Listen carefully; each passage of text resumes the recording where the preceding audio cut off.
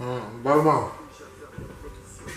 me Balma keo, chen muso, Jameson Macroba, Benny and Ulan Soma. Nabi Viran Lametuma Otuma, a house or a Herela. Balma ke Solomon Jara, Kuniba Jara, what a kind of dog go Solojan, dog Balacalera. Baliko under the Halisa. So Ryan and Boraka and Balma Chedra Lama. Ko sise famono fo mina dore fa o luka come abeli malko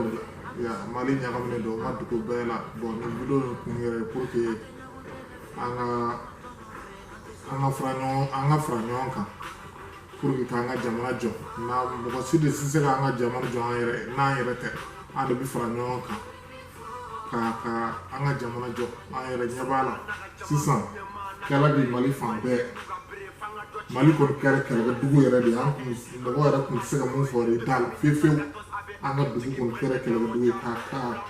centre la fo nord mali yere clare be yi kala dugu ya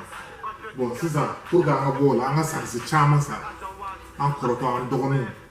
an bawo na fa chama to ro ni kala sisan an bɛ se k'an yɛrɛ bɔ nin na cogo di sa ni kɔni ni subahana balawun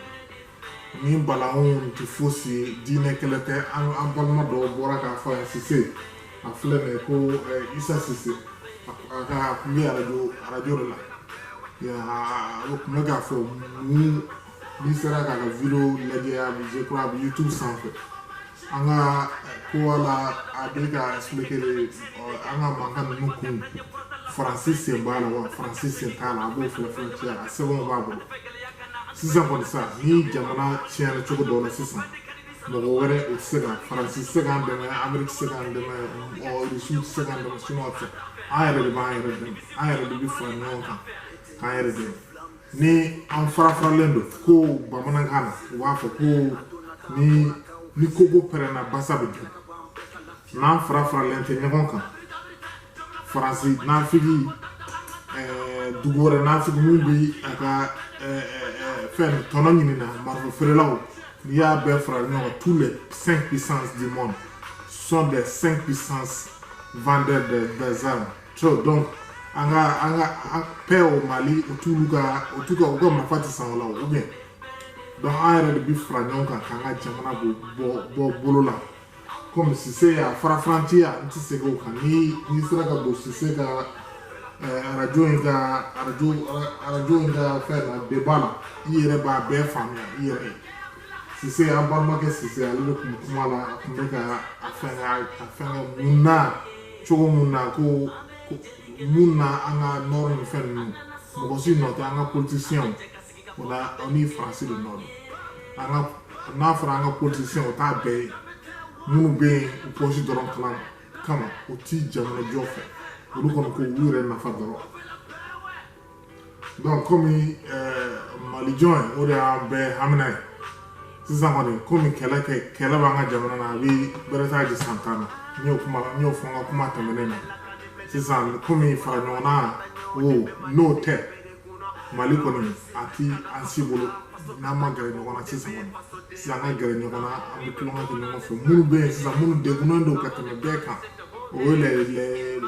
les familles déplacées an b'a fɔ a dɔw ma réfugiés o tɛ an yɛrɛ balimaw de don u tɛ se k'u ka baganw mara u tɛ se ka u ka forow fɛn ka mɔgɔw bɛ bɛn o kan ni kɛlɛ bɛ yen bandiw fana bɛ don o la mɔgɔ dɔw bɛ u da dɛsɛlen don u bɛ taa suɲɛni kɛ u taa bɛn mɔgɔw kan donc minnu tɛ se ka u ka denbaya labalo sɔrɔ olu de déplacer ka taa Bamako parce que Bamako ni les camps réfugiés la réfugiés ka camp fɛn ninnu donc olu de taara yen komi n y'a fɔ ka tɛmɛ n y'a fɔ ko en tant que ni mɔgɔ wɛrɛ bɛ yen n bɛna segin a kan tuguni komi mɔgɔ wɛrɛ tɛ se ka an ka paix rendu France bɛ depuis 2012 UN bɛ yen les casse blés depuis longtemps fo se tɛ ka ɲɛnabɔ sisan kɔni an yɛrɛ de bi an ka paix an yɛrɛ de b'a ta n'an yɛrɛ bolo sisan n'a b'a fɛ fo an kan k'olu bɛɛ de dégager Nations Unies o bɛ se ka to yen sinon tous les autres like armées u bɛɛ kan ka taa parce que ni biɲɛkala ɲinina o sen dalen don biɲɛ kan e k'o bɛ ye o t'i ye fiyewu donc minnu yɛrɛ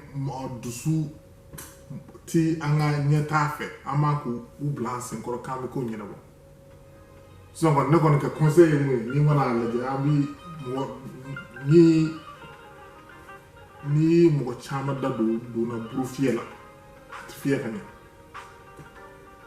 donc an yɛrɛ k'a ta en charge sinon an ka denmisɛnninw caman sara an kɔrɔkɛw sara an dɔgɔninw sara an kɔrɔmusow sara an faw sara ni mankan na a bi san tan bɔ san dɔ kɛra ten dɔ kɛra dɛ maliyɛnw dɔ kɛra an yɛrɛ ka fara ɲɔgɔn kan an ka ko ɲɛnabɔ minnu b'an ɲɛfɛ an ka mɔgɔ ɲɛnama bila an ɲɛfɛ minnu tɛna don yurugu ni faransi ka ɲagami ninnu na